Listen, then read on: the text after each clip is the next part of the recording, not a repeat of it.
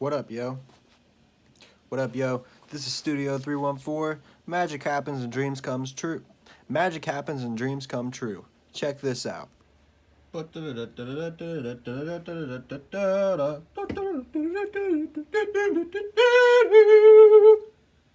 at that. It's a plaque for my album. And guess what? I'm going to teach you how to make this today. And to be honest, I'm still in the process of making it.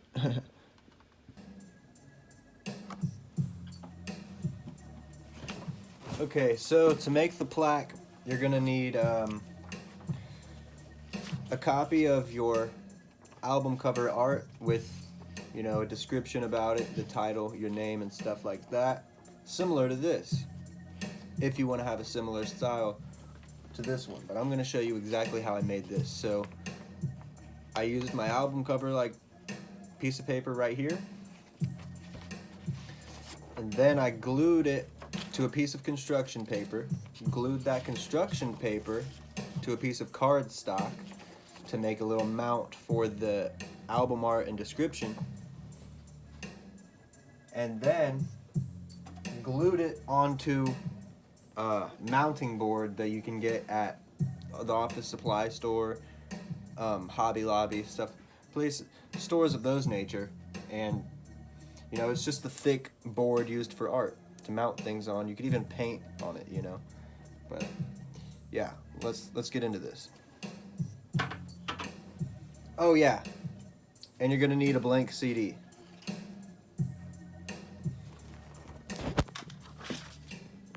You will also need a cutting board or cutting mat, something to cut with, and a glue stick or spray adhesive, which I would prefer, but I'm using this today. So my mom brought me this picture frame, and what I did was I measured the dimensions of the frame, measured a piece of the mounting board according to the dimensions of the frame, and then I cut it out and put all the stuff on here, and that's what we're going to do right now. Okay, so let's get started. First, trim off any excess paper. And now when you're cutting with an X-Acto knife, be sure to cut away from your image. So, if I'm cutting this little piece here off, and I put the ruler this way, and I go to cut, I can actually cut into the print if my hand goes off of the ruler. You see what I'm saying? So if I mess up, it's going to go onto the print and mess up the design. You're going to have to make a whole new one. So what you want to do is line up your ruler and cut the other side. So that way if you mess up and you go like this, it's going to cut this piece off of the scrap paper instead of your design. You do not want to cut your design. So you go ahead and get this extra piece off. There's some excess white right here that I'm going to get off as well. And I'm using a plastic ruler for this. I highly recommend that you use a metal ruler, because what's going to happen is with this plastic ruler is you're going to cut the ruler. Like, this has all kinds of slices and cuts in it. And so sometimes you'll be cutting along this edge, and since it's been cut so many times because it's just plastic, your edge isn't going to be straight. You're going to have a crooked line because the ruler has been sliced, So you get your cover art, and what I did, I went ahead and glued it onto the construction paper before even cutting the construction paper out. So I kind of just lined it up how I wanted it, because originally I was just going to put the art onto the cardstock, but I figured it would kind of look silly having the white on the white, because they're two different color whites. So I used this black construction paper, which is actually gray, for an outline. So I'm just going to cover this in glue here.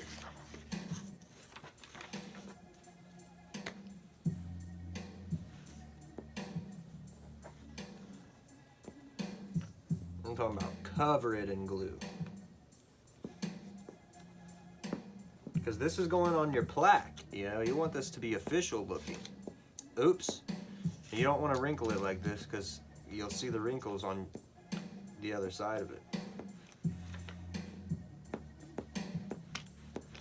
You can actually order these plaques on, you can order a plaque similar to this on websites who make CDs and albums and whatnot, but you're going to be looking at about $60, $75, $80 for one of these, when it can cost you just a few dollars to make one.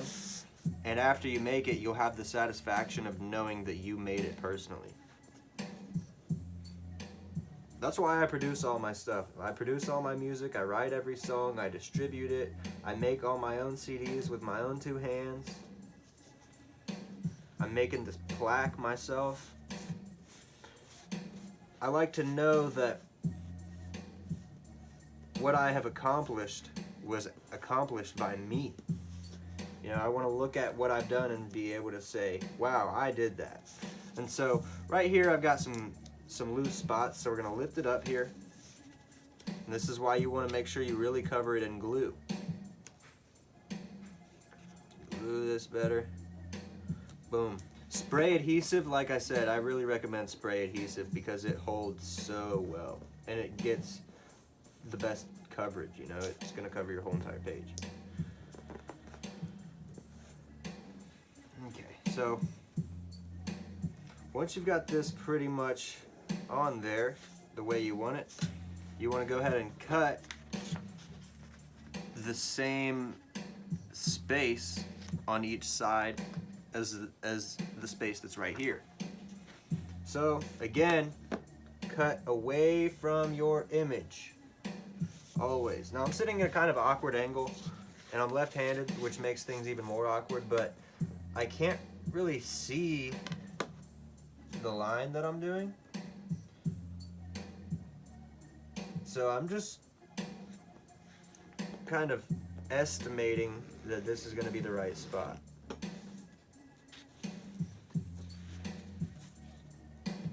Good enough.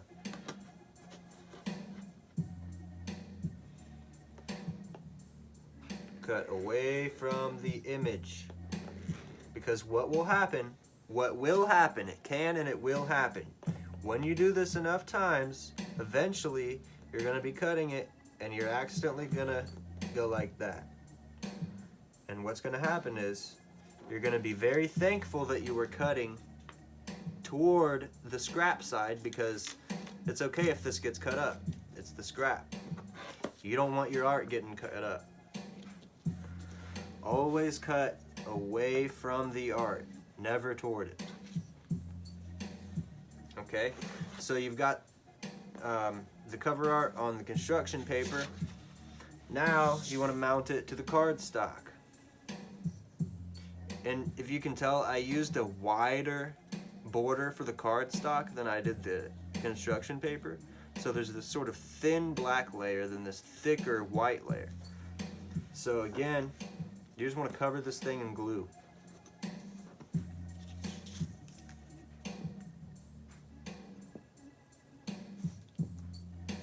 Really make sure you get the edges a nice and solid coat, because as you saw a minute ago, sometimes you don't get enough glue on there and the edges lift up and you have to re-glue it. So just be thorough with your glue.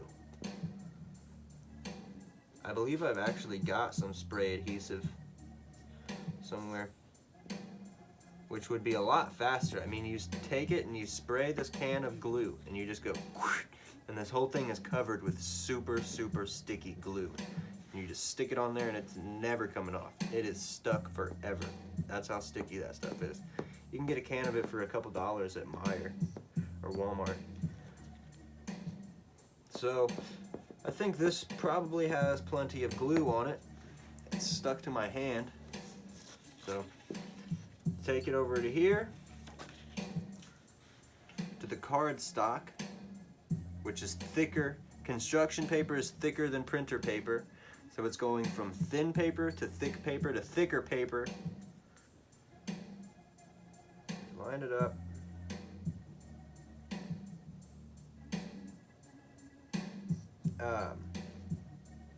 And then after it's on the thicker paper, the cardstock, it's going to get put onto the mounting board. And this is very thick. I cut this one out with an X-Acto knife last night. It took forever. Okay? Like 100. I was sitting here doing this like 100 times. Till it finally cut through. But anyway, you got this glued onto here. Like I was saying, this board is really thick and it takes a long time to cut through with an X-Acto knife, so I'm going to use the one that I already have as the example. So you take it, once you've got it cut to your dimensions of the frame, you get your cover art, and you locate a good center point. So there's a 1/2 inch of space on each side of this cover, and it's 3/4 of an inch from the bottom. There's also 1/2 inch between the CD and the cover art, leaving 3/4 of an inch at the top and 2 1/8 inch on each side.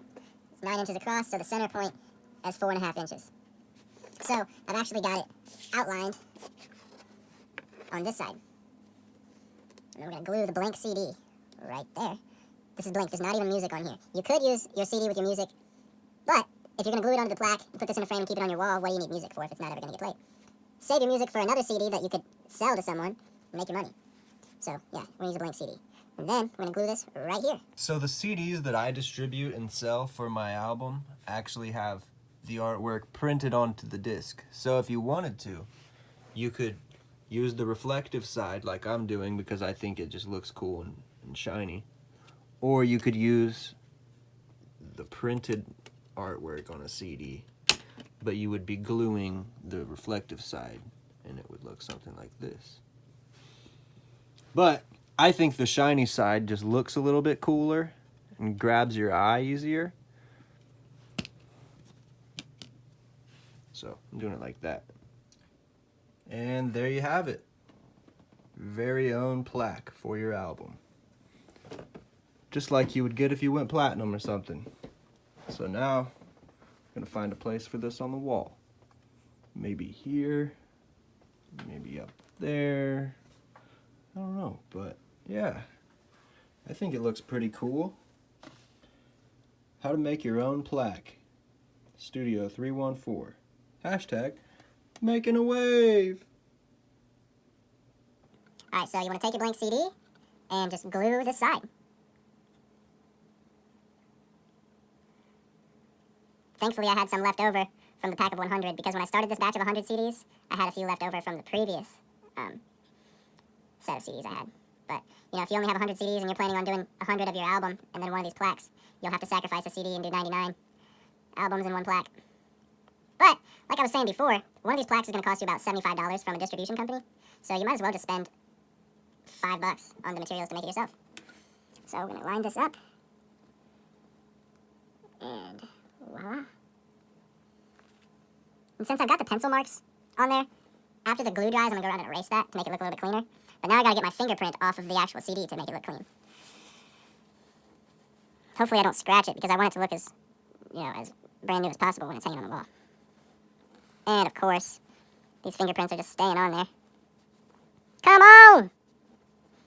Clean! Please! Okay, make sure it's really on there good. Say that's about as good as it's gonna look. Hopefully my sleeve didn't just scratch the disc. So, now that you've got it made like this, it's time to put it in the frame. Check it out.